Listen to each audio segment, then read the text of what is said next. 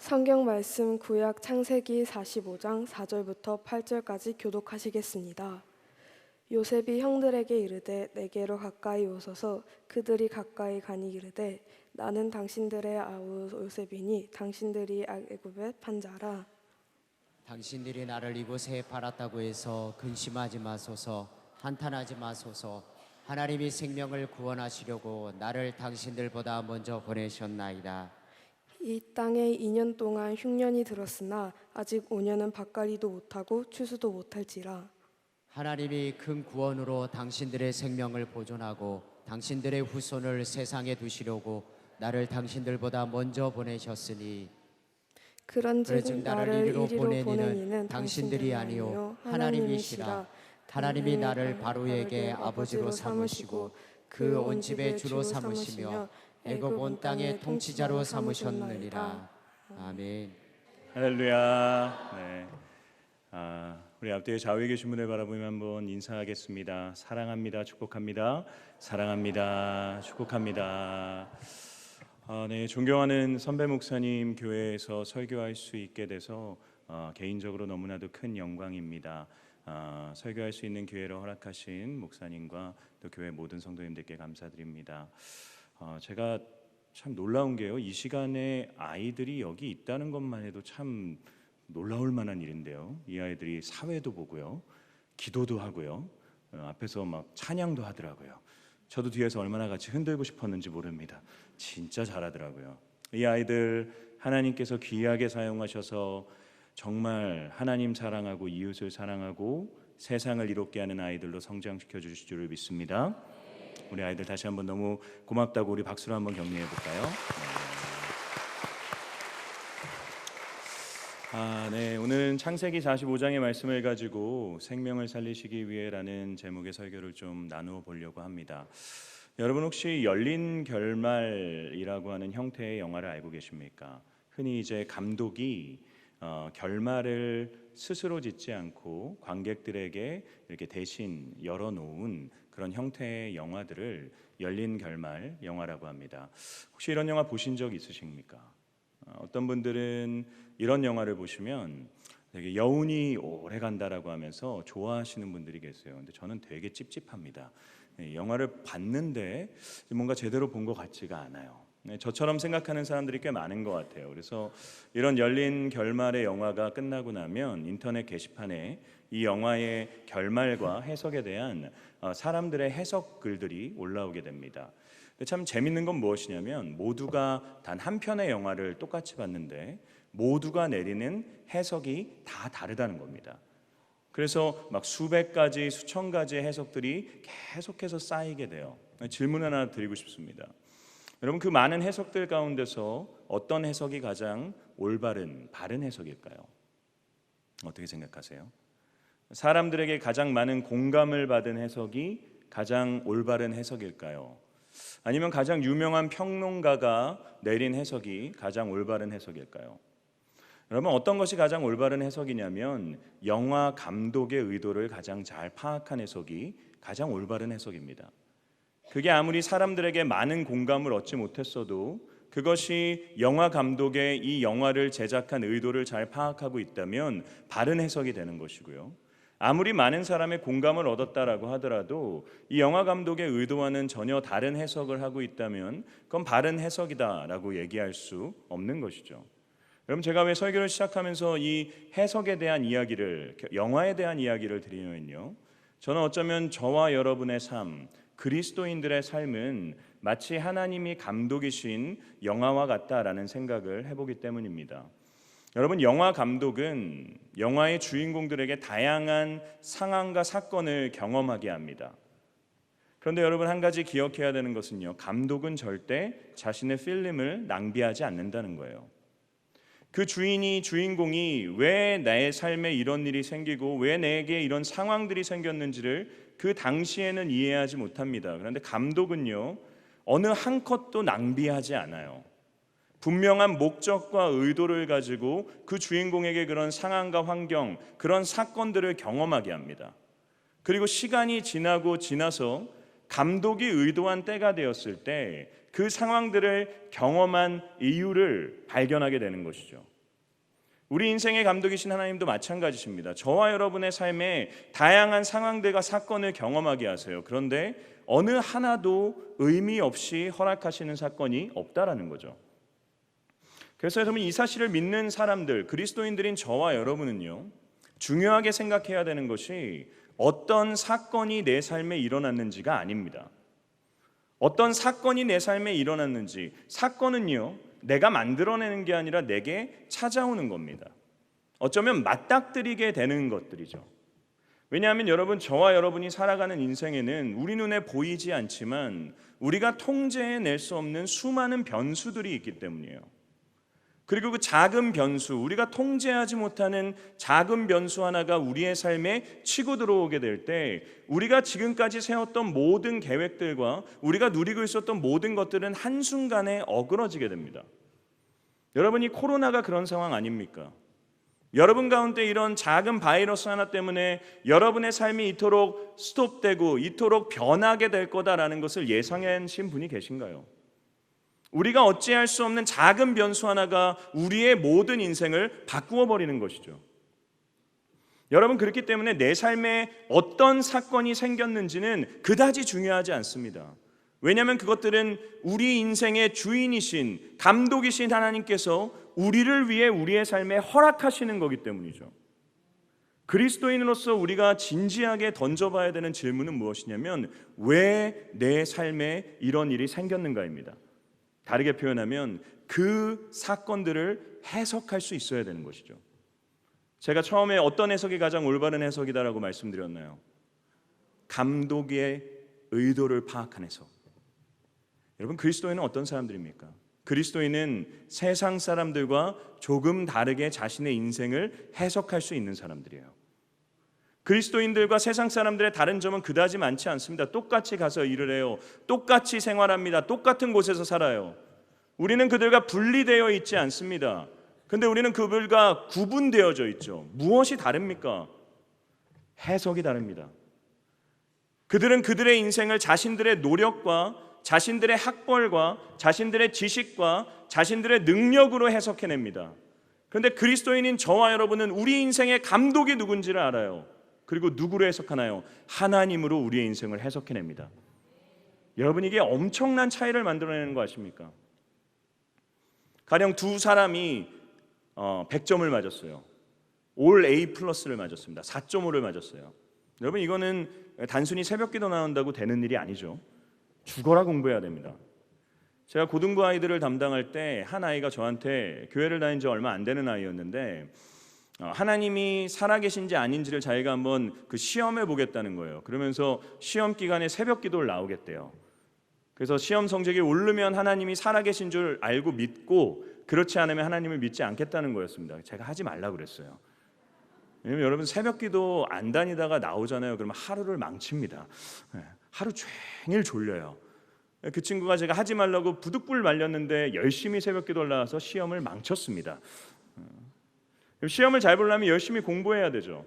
4.5를 맞았다는 것은 엄청난 노력과 엄청난 희생과 엄청난 자기 헌신을 했다라는 것을 의미해요. 그런데 여러분, 어느 한 사람은 이렇게 해석합니다. 와, 내가 진짜 잘했어. 나 진짜 열심히 노력했어. 나 이번 시험을 위해서 잠도 안 자고 정말 최선을 다했어. 그렇기에 내 인생에 이런 결과가 왔어 라고 얘기하죠. 그리스도인은 어떻습니까? 하나님이 은혜를 주셨다. 그게 그리스도인의 다름이죠. 나의 노력이 없던 것이 아닙니다. 나의 최선이 없었던 것이 아니에요. 그러나 우리는 우리의 모든 삶을 하나님으로 해석해낼 수 있는 사람들입니다. 제가 제일 좋아하는 성경 구절이, 사람이 마음으로 자기의 길을 계획할지라도 그 걸음을 인도하시는 분은 여호와시다라는 말씀이에요. 여러분, 우리가 이 말씀을 되게 오해해요. 그래서 마치 하나님이, 내가 사람이 계획할지라도 하나님이 그 걸음을 인도하시기에 내가 아무것도 안 해도 된다라는 걸로 생각합니다. 그러나 여러분, 계획은 사람이 하는 겁니다. 우리는 열심히 계획해야 돼요. 그러나 우리가 계획하면서 믿어야 되는 것이 무엇입니까? 나의 계획이, 나의 열심이, 나의 최선이 내 인생을 이끌어가는 것이 아니라 살아계신 하나님이 내 인생을 인도하신다. 이걸 믿는 믿음으로 사는 것입니다. 그게 그리스도인이죠. 여러분, 오늘 본문 말씀에 등장하는 이 요셉은 자신의 인생을 이처럼 하나님으로 해석해낸 대표적인 성경의 인물입니다. 요셉의 이야기 다들 아시죠? 요셉은 아버지 이삭으로부터 편애를 받았어요. 그리고 눈치가 되게 없었던 아이입니다. 그래서 그렇게 아빠한테 편애를 받으면 좀 눈치를 챙겼어야 되는데 형들한테 막 자랑을 해요. 그리고 형들의 잘못한 일들을 좀 덮어줘야 되는데 형들의 잘못한 일들을 다 고자질해 버립니다. 그래서 형들에게 미움을 사게 되죠. 어느 날 형들에 의해서, 분노한 형들에 의해서 요셉은 이 애굽의 노예로 팔려가게 되죠. 그리고 그곳에서 보디발 집에 노예로 살아가면서 그 모든 집안의 일들을 감당하는 집사로 삽니다. 근데 보디발의 아내가 요셉을 유혹하게 돼요. 요셉이 그 유혹을 뿌리친 것으로 인해서 그 주인의 아내를 겁탈하려고 했다라고 하는 누명을 쓰고 감옥에 들어가게 됩니다. 그곳에서 관원장들을 만나죠. 그들의 꿈을 해석해 주게 됩니다. 그런데 이 요셉을 풀어주겠다고 약속했던 관원장이 요셉을 까맣게 잊어버려요. 그리고 3년여 동안 요셉은 감옥에 갇혀 있게 됩니다. 근데 어느 날 바로 왕이 꿈을 꾸게 돼요. 그 꿈을 해석해낼 사람으로 요셉을 감옥에서 부르게 되죠. 요셉은 바로 왕의 꿈을 해석합니다. 그리고 그 일로 인해서 애굽의 국무총리가 되게 돼요. 여러분, 이 일이 있고 난 후에 요셉의 형들, 자신을 팔아넘겼던 형들이 심한 기근으로 인해 먹을 것을 찾기 위해 애굽으로 오게 되죠. 그리고 요셉의 앞에 엎드리게 됩니다. 오늘 본문은 요셉이 그 형들에게 자신이 요셉이다라고 하는 것을 드러내는 본문 말씀이에요. 근데 여러분, 4절 말씀을 보게 되면 요셉은 자신의 상황, 자신에게 일어났던 그 사건이 어떤 것인지를 설명하고 있습니다. 우리 4절 말씀을 다시 한번 읽어볼까요? 네, 제가 펴서 한번 읽어보겠습니다. 네. 창세기 45장 4절입니다. 읽어보겠습니다. 요셉이 형들에게 내게로 가까이 오소서. 그들이 가까이 가니 이르되 나는 당신들의 아우 요셉이니 당신들이 애굽의 판자라. 여러분, 요셉이 이야기한 것은 무엇입니까? 자신의 삶에 일어난 사건이에요. 형들이 나를 팔았습니다. 이건 그의 인생에 일어난 사건이죠. 근데 요셉은 자신의 인생에 일어난 이 사건을 어떻게 해석해내나요? 우리 5절 말씀을 한번 읽어볼까요? 5절입니다. 제가 읽어드리겠습니다. 당신들이 나를 이곳에 팔았다고 해서 근심하지 마소서, 한탄하지 마소서. 하나님이 생명을 구원하시려고 나를 당신들보다 먼저 보내셨나이다. 아멘. 여러분, 요셉은 자기가 애굽에 팔려오게 된, 노예로 팔려오게 된 이유를 형들이 나쁜 사람들이라서라고 얘기하지 않아요. 내가 철이 없어서라고 얘기하지 않습니다. 하나님이 생명을 구원하시려고 나를 이곳으로 보냈다라고 이야기합니다. 요셉은 자신의 삶에 일어났던 절망적인 사건들이 하나님의 인도하심이다라는 것을 고백하고 있는 거죠. 여러분, 어떻게 요셉이 자신의 인생을 이렇게 하나님으로 해석해낼 수 있었을까요? 요셉이 언제 자신의 인생을 하나님으로 해석했다라고 생각하세요? 그가 애굽에 이 노예로 팔려갈 때, 벌거벗겨진 채로 포박당해서 끌려갈 때, 지금 내가 애굽으로 끌려가는 것은 내가 하나님이 나를 애굽의 국무총리로 세우시기 위한 어떤 빌드업이야, 이렇게 생각했을까요? 요셉이 감옥에 갇혔을 때 내가 지금 감옥에 갇히는 것은 애굽 바로 왕의 궁전으로 가기 위한 어떤 과정일 뿐이야 라고 생각했을까요? 그렇지 않습니다. 요셉이 언제 자신의 인생을 하나님이 나를 이곳으로 인도하셨다라고 해석해낼 수 있었을까요? 국무총리가 되고 난 후에 돌아보니 그 일이 있었던 것이죠. 여러분, 요셉의 입장에서 한번 생각을 해보세요. 여러분이 요셉이라면 너무 황당하지 않았겠습니까? 바로 전날까지만 해도 나는 감옥에서 죽음을 기다리고 있던 죄인이었어요. 언제 죽을 줄 몰라서 두려워하고 있었던 존재입니다. 그런데 바로 다음 날 나는 애굽 바로왕의 궁전에서 애굽 바로왕 다음에 높은 사람이 돼서 호화로운 침대와 호화로운 방에서 잠을 자고 있는 거죠. 왜 내 삶에 이런 일이 생겨났을까? 어떻게 이 일이 가능했을까? 돌아보지 않겠습니까? 여러분, 요셉이 자신의 삶을 돌아볼 때 발견하게 되는 것이 무엇인가요? 자신의 힘으로 이룬 것이 아니다라는 것입니다. 요셉의 인생은요, 수많은 우연들이 만들어져서 되어진 결과입니다. 여러분, 요셉은 원래 형들에 의해서 구덩이에 빠졌을 때 거기서 죽었어야지 되는 사람이에요. 왜냐하면 형들은 요셉을 살려줄 마음이 없었어요. 왜냐하면 요셉은 고자질쟁이였기 때문에 자기가 당한 일을 아버지에게 이야기했을 때 아버지에 의해서 자신들이 질책당한다는 것을 너무 알고 있었어요. 근데 그때 마침 상인들이 지나가죠. 이 상인들은 노예 상인들이 아니에요. 향료를 팔던 상인들입니다. 근데 이 향료를 팔던 상인들이 뜬금없이 요셉을 노예로서 사는 거죠. 사야 될 이유가 없습니다. 그리고 이 상인들이 요셉을 끌고 어디로 가나요? 애굽으로 갑니다. 요셉이 애굽으로 가기로 선택한 것이 아니에요. 요셉은 그냥 이끌렸을 뿐입니다. 요셉은 불가항력적으로 그냥 끌려갔을 뿐이에요. 그가 도달한 곳이 애굽이었을 뿐입니다. 우연이죠.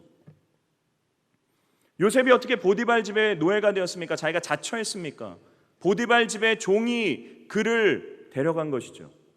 자신의 선택이 아닙니다. 여러분, 더 황당한 일이 무엇인지 아십니까? 여러분이 보디발이라고 생각해 보세요. 한 이방인 노예를 샀습니다. 일을 잘해요. 빠릿빠릿합니다. 그래서 자기의 집의 모든 재산을 관리하는 집사로 세웠습니다. 믿고 맡겼어요. 그런데 그 집사가, 그 노예가, 이방인 노예가 내 아내를 겁탈하려고 했다고 합니다. 어떻게 하시겠습니까? 죽이죠. 당시의 노예는 인간으로 취급받지 못하던 존재였어요. 죽여도 아무런 문제가 없고 자연스러운 상황이었습니다. 그런데 보디발은 요셉을 죽이지 않아요. 그를 감옥에 가둡니다. 이상한 거죠. 만약에 요셉의 꿈의 해몽으로 인해서 풀려난 관원이 요셉을 기억해서 곧바로 요셉을 풀어줬다라고 생각해 보십시오. 그러면 어떤 일이 생겼겠습니까? 요셉은 감옥에서 풀려났겠지만 다시 아버지의 집으로 돌아갔을 것입니다. 그는 애굽의 바로왕 앞에 설 수 있는 기회가 없었을 거예요. 관원이 자신을 잊어버렸기 때문에 바로왕의 꿈을 해석할 수 있는 기회를 잡았다라는 거죠. 또한 바로왕의 꿈을 해석했을 때도 이상합니다. 여러분, 이 비슷한 사건이 이 다니엘서에도 등장해요. 바벨론의 왕이었던 느부갓네살이 꿈을 꿔요. 그리고 그 꿈을 해석할 사람을 찾습니다. 근데 느부갓네살은 뭐라고 얘기하냐면 내가 꾼 꿈이 뭔지 알아맞히고 그리고 그 꿈을 해석해라라고 얘기해요. 여러분, 이건 신빙성이 있지 않습니까? 내가 꾼 꿈을 알아맞힌다는 거에서 이미 이 사람은 뭔가 용한 겁니다. 그런데 애굽 바로왕은요, 자신이 꿨던 꿈을 다 이야기를 해줘요. 그리고 그 꿈을 해석하라고 합니다. 꿈보다 해몽 아닌가요? 살아남기 위해서 뭘 못하겠습니까? 얼마든지 말을 만들어낼 수 있는 거예요. 그런데 여러분, 바로왕은요, 요셉을 철석같이 믿습니다. 여러분이 바로왕이에요. 이방인 노예 한 명이 내가 꿨던 깨름직한 꿈을 해석해 줬어요. 그러면 그 이방인 노예에게 해줄 수 있는 최고의 보상은 무엇입니까? 돈을 많이 쥐어주고 그를 풀어줘서 자유인으로 자신의 나라로 돌아가게 하는 거죠. 그런데 자신의 꿈을 해석했다는 것 때문에 자기의 다음 가는 자리인 국무총리의 자리를 주게 됩니다. 여러분, 요셉의 인생 가운데서 요셉이 계획하고 요셉이 노력하고 요셉이 이루어낸 것이 뭐가 있습니까? 하나도 없습니다. 요셉의 인생은 우리는 흔히 요셉을 꿈의 사람이라고 생각해서 어렸을 때 꿨던 꿈을 품고 있다가 그 꿈을 평생 이루기 위해 치열하게 노력했던 사람으로 생각을 합니다. 요셉은 한 번도 꿈을 기억한 적이 없어요. 형들이 자기 앞에 엎드렸을 때 비로소 그가 꿈을 생각했다라고 얘기합니다. 요셉은 그냥 하루하루 자기에게 주어진 삶을 살아갔을 뿐이에요. 누군가에 의해서 끌려갔고 어떠한 상황 가운데를 맞닥뜨린 상황 가운데서 그는 그저 몸부림쳤을 뿐입니다. 그런데 그 삶이 이어져서 결국 돌아보니 어느 하나도 빠짐없이 완벽하게 이루어져서 자신이 애굽의 국무총리가 되어져 있는 거죠. 뭘 깨닫습니까? 내가 이룬 게 아니라 하나님이 나를 이곳으로 보내셨구나 고백하게 되는 거죠. 여러분, 우리의 삶에 일어난 일들을 여러분 어떻게 하나님으로 해석할 수 있습니까? 과거를 돌아볼 때에만 가능합니다. 요셉처럼 나의 인생을 하나님으로 해석해낼 때, 과거를 돌아보며 내 인생을 하나님으로 해석해낼 때, 여러분, 우리는 비로소 그곳에서 하나님을 발견하게 돼요. 우리는 보통 하나님을 경험한다는 것을 어떤 종교적인 행위와 종교적인 어떤 황홀경에 들어가는 것으로 생각합니다. 지극한 나의 감정의 어떤 폭발이라든지 어떤 신비한 체험으로 하나님을 경험했다라고 규정지어요. 물론 맞습니다. 그렇게 하나님은 우리에게 경험되어지시는 분입니다. 그런데 보다 정확한 것은요, 내 삶을 돌아볼 때 하나님이 내 인생을 인도하신다라고 하는 고백은 하나님이 내 인생을 인도하셨다라는 고백과 같은 고백이에요. 지금의 내가 이 자리에 서 있을 수 있는 것은 과거의 모든 선택의 순간, 내 인생에 찾아온 여러 상황과 환경들 구비 가운데마다 하나님이 내 인생을 한치의 오차도 없이 이끌어 오셨다는 것을 의미하는 거죠. 돌아보면요, 그 순간에 나를 이끌어 가신 하나님이 발견되어집니다. 그럴 때 우리는 비로소 하나님을 신뢰하게 돼요. 여러분, 누군가를 한순간에 신뢰하시나요? 누군가를 만나자마자 이 사람이 괜찮게 생겼다고 바로 신뢰하세요? 그렇지 않죠. 신뢰는 그렇게 만들어지지 않습니다. 신뢰는요, 한 사람과 오랜 시간을 보내야 돼요.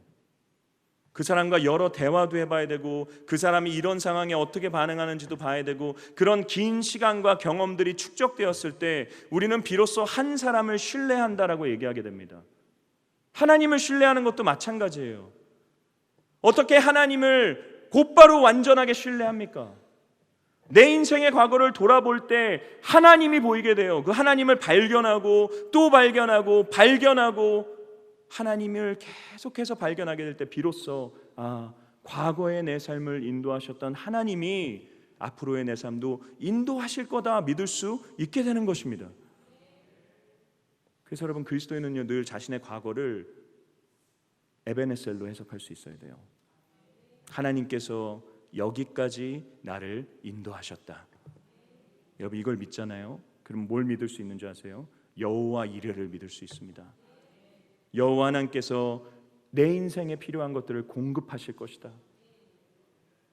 그리고 이 에베네셀과 여호와 이레를 고백하는 사람들은 오늘을 무엇으로 사는 줄 아세요? 임마누엘로 살아갑니다. 오늘 하루 하나님과 동행하는 겁니다. 우리가 할 수 있는 거 그게 다예요. 과거를 돌아보며 하나님을 발견하고, 미래를 내다보며 여호와 이레를 기대하면서 오늘 하루 그저 내게 주어진 삶, 앞으로 내 삶이 어떤 변수와 어떤 상황이 펼쳐질지 모르지만 나 하나님과 동행하며 살겠다. 여호와께서 나와 함께하고 계신다. 여러분, 제 삶을 다 말씀드릴 수는 없지만 제가 목회를 하면서 얼마나 이런 하나님의 인도하심을 소름 끼치게 깨닫는지 모릅니다. 저는 아버지가 미국에서 3년 동안 공부하시는 것 때문에 초등학교 3학년 때 미국을 가서 한 3년 정도 미국에서 살았어요. 그때 참 심각한 인종차별을 당했습니다. 그리고 6학년에 들어왔을 때 인종차별 때문에 제가 스트레스를 너무 많이 받아서 정말 살이 이만큼 쪄서 돌아왔어요. 제가 지금도 100kg가 넘는데 그 당시는 어마어마했습니다. 제가 원래 눈이 커요. 지금도 살이 덮여 있는데 그 당시에는 정말 더 덮여 있었습니다. 피자를 막 2판씩 먹고 이랬거든요. 저 혼자 스트레스성으로 폭식을 했었습니다. 그리고 이제 살아남기 위해서 영어 사전을 제가 간 해에 1년 만에 다 외웠어요. A부터 Z까지 제가 다 외웠습니다. 사전을. 그래서 한국말을 많이 까먹었어요. 한국에 돌아왔는데 우리 초등학교에 미국을 갔다 왔던 애가 저 혼자밖에 없는 거예요. 그래서 애들이 저를 엄청나게 좋아해 줬습니다. 저만 만나면 했던 말이 있어요. 야, 영어 해봐 였어요. 영어 해봐.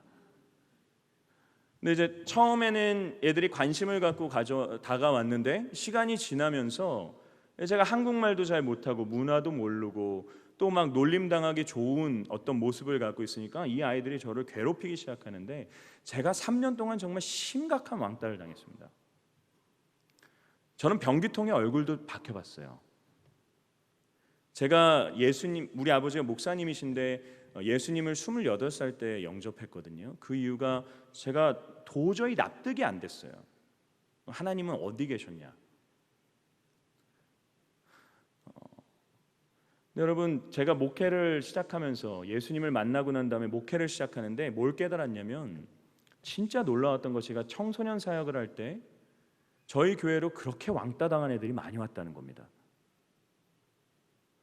제가 그 지역 엄마들에게 뭘로 유명했냐면 왕따 애들 상담 잘하는 전도사로 유명했어요. 그래서 포기한 애들이 저한테 와요. 그러면 거의 고개를 푹 숙이고 들어옵니다. 이제 제가 말을 해도 인사를 해도 쳐다도 안 봐요. 그러면 야 그래 어차피 너 나랑 1시간은 있어야 돼라고 하면서 그냥 내 얘기 해줄게. 그냥 알아서 듣든지 말든지 알아서 해. 한 다음에 제 얘기를 막 해요. 그럼 애가 점차 이렇게 고개가 들려져요. 그러면서 대부분 제가 이제 변기통에 얼굴 박혔을 때 그때 이제 그 아이들이 울기 시작해요. 왜 울어라고 얘기하면 나도 똑같은 걸 경험해 봐서 내 마음이 어떨지를 너무 잘 알겠다는 거예요. 그럼 제 인생은 그 당시에는 너무 절망이었어요. 하나님이 살아계시다면, 하나님이 정말로 나를 사랑하신다면, 하나님이 그렇게 위대한 분이라면 왜 내 인생에 이런 일들을 가만히 내버려 두십니까? 요셉이 그러지 않았겠어요? 끌려가면서 하나님 살려주십시오. 노예로 팔려가면서 감옥에 갇히면서 내 인생을 좀 어떻게 해주십시오. 절규하지 않았을까요? 그러나 여러분 그 모든 과정들이 결국 한치의 오차도 없이 하나님의 때에 사용되게 됩니다. 여러분 요셉이 국무총리가 돼서 되게 신기했을 거예요. 왠 줄 아세요? 자기는 처음 국무총리를 해봤는데 국무총리가 너무 익숙했을 거기 때문에. 요셉이 뭘 합니까? 요셉은 보디발의 집에서 집사로서 섬겼어요. 집사는 그 집의 모든 종들과 그 집의 모든 재산을 주인을 대신해서 관리하는 역할입니다. 국무총리는 뭘 하는 역할입니까? 왕을 대신해서 나라의 모든 재산과 나라의 모든 사람들을 관리하는 역할입니다. 규모는 다를 수 있어요. 그러나 요셉이 이미 그 엄청난 권력자였던 보디발의 집에서 해왔던 일이다라는 거죠. 요셉은 왕궁의 정치에 대해서 아무것도 몰랐을 거예요. 그런데 그가 갇혀 있었던 감옥은 정치범 수용소입니다. 그곳에 있었던 모든 사람들은 바로 왕에게 거역하고 바로 왕의 미움을 사서 끌려왔던 정치범들입니다. 요셉은 그들과 대화하는 가운데서 그 감옥을 관리하는 자로서 그들을 통해서 바로 왕의 궁의 정치를 배웠을 것입니다. 요셉의 인생에 가장 절망스럽다고 생각했던 그 모든 일들은 요셉이 국무총리가 되었을 때 사용될 수 있도록 하나님이 예비하신 사건이다라는 것이죠. 여러분 그래서 하나님을 신뢰하십시오. 여러분의 삶에 어떠한 상황과 사건이 생길지 누구도 알 수 없습니다. 그러나 하나님이 우리의 인생을 여전히 인도해 가십니다. 제가 참 싫어했던 찬양이 뭔지 아세요? 제가 예수님 안 믿을 때 오신실하신 줄 아는 찬양 알고 계십니까? 제가 이 찬양을 정말 싫어했어요. 왜냐하면 그 가사 첫 번째 가사 때문에 하나님 한 번도 나를 실망시킨 적 없으시며 화나지 않으시나요? 전 처음에 이 가사 들었을 때 진짜 화가 났어요. 하나님 저에게 늘 실망시키셨거든요. 늘 내 인생의 실망이었던 하나님은 누군가에게는 한 번도 실망을 시킨 적이 없는 분이시구나. 제가 이게 너무 화가 났었어요. 예수님을 믿고 난 후에 어느 날 설교 준비를 하는데 문득 이 찬양이 떠올랐어요. 그래서 제가 궁금해졌습니다. 야, 도대체 하나님께 한 번도 실망해 본 적이 없는 인생은 어떤 인생일까? 그러면서 이 찬양을 만든 분에 대해서 제가 찾아보기 시작했어요. 최용덕이라는 분이 이 찬양을 작사하시고 작곡하셨습니다. 이분은 6년 동안 뇌종양으로 투병하신 분이세요. 무엇보다 이분은 16살 된 자신의 딸을 먼저 하늘나라로 하나님 품으로 보낸 분이십니다. 여러분 이분의 삶에 하나님이 정말 한 번도 실망시킨 적 없는 분이셨을까요? 끊임없이 원망하지 않았겠습니까? 끊임없이 분노하지 않았겠어요? 근데 이분이 이런 찬양을 지을 수 있었던 이유가 무엇 때문입니까? 2절 첫 번째 가사가 뭔지 아십니까? 지나간 모든 세월들을 돌아보아도 그 어느 것 하나 주의 손길 안 미친 것 전혀 없네. 그 고통의 시간에 깨달았을까요? 깨닫지 못했을 겁니다. 시간이 지나고 원망하던 시간이 지나서 결국 자신의 삶을 돌아봤을 때 한 번도 나를 실망시킨 적 없게 인도하신 하나님을 발견한 것이죠. 사랑하는 여러분, 하나님으로 해석해내십시오. 거기에 그리스도인의 능력이 있습니다. 무엇보다 여러분, 하나님이 우리를 요셉처럼 각자의 삶의 자리로 끊임없이 이끄시며 인도하시는 이유가 무엇 때문입니까? 요셉이 하나님이 자신을 왜 보내셨다라고 하나요? 생명을 살리시기 위해. 하나님이 여러분을 보내시는 이유는 무엇 때문입니까? 생명을 살리시기 위함입니다. 여러분, 하나님이 이 땅에 예수 그리스도를 왜 보내셨나요? 생명을 살리시기 위해. 그것밖에 이유는 없습니다. 예수님 이 땅에 오셔서 우리의 모든 죄를 대신 짊어지시고 죽어가는 우리의 생명을 살려주셨습니다. 그리고 부활하신 후에 우리에게 말씀하시죠. 아버지께서 나를 보내신 것 같이 나도 너희를 보내노라. 여러분이 살아가고 있는 일상의 자리는요, 여러분의 최선과 노력이 만들어낸 결과가 아니라 하나님이 여러분을 보내신 사명의 자리입니다. 하나님이 여러분을 일상의 자리로 보내신 이유는 한 가지예요. 여러분을 통해 생명을 살려내기 위해서입니다. 여러분, 그 일상에서 무엇을 드러내고 무엇을 위해서, 무엇을 목적으로 살아가고 계십니까? 예수 그리스도의 그 놀라운 사랑으로 인한 생명이 없다면, 생명을 살아내고 내려고 하는 그 어떤 결단과 몸부림과 애끓는 마음이 없다면, 여러분, 우리는 사실 세상 사람들과 전혀 다를 바 없는 인생을 살아갈 수밖에 없습니다. 다음 주에 총동원 주일이 있다라는 소식을 저는 오면서 들었습니다.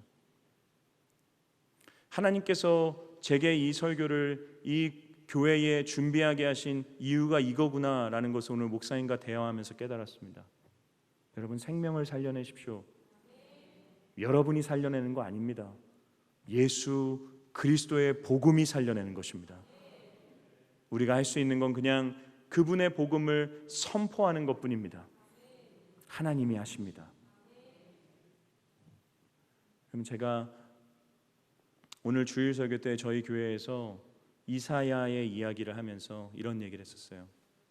하나님이 애끓는 세상을 바라보면서, 정말로 타락해서 죽어가는 세상을 바라보며 가슴을 치며 안타까움에 이런 얘기를 하세요.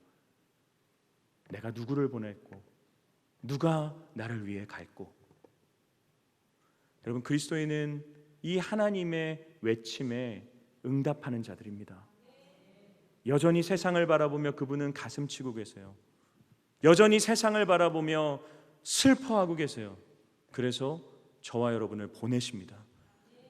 그런데 그 보내심의 자리에서 누구도 대신해 줄 수 없는 여러분의 일상의 자리에서 내가 나를 위한 것들만 채우고, 내가 나만을 위해서 살아가고 나의 평안함과 안락함만을 위해서 그저 하루하루의 삶을 세상 사람들과 전혀 다를 바 없이 살아가고 있다면, 유일하게 다른 것이 교회에 와서 봉사하고 예배드리는 것이 전부라면, 하나님의 보내심에 우리는 응답하고 있지 못한 것이죠. 여러분의 입을 통해 복음을 들어야 되는 자들은 누구입니까? 여러분의 삶을 통해서 그리스도를 바라봐야 되는 자들은 누구입니까? 여러분, 우리의 삶으로 드러내려고 하면요, 평생 못합니다. 복음은 선포하는 것입니다. 하나님의 이 부르심에 응답해서 요셉처럼 여러분의 삶을 에베네셀과 여호와 이레와 임마누엘로 해석해가며 끊임없이 주어진 삶의 자리에서 예수 그리스도의 복음으로 생명을 살려내는 모든 서영교회 성도님들 될 수 있기를 주님의 이름으로 축원합니다.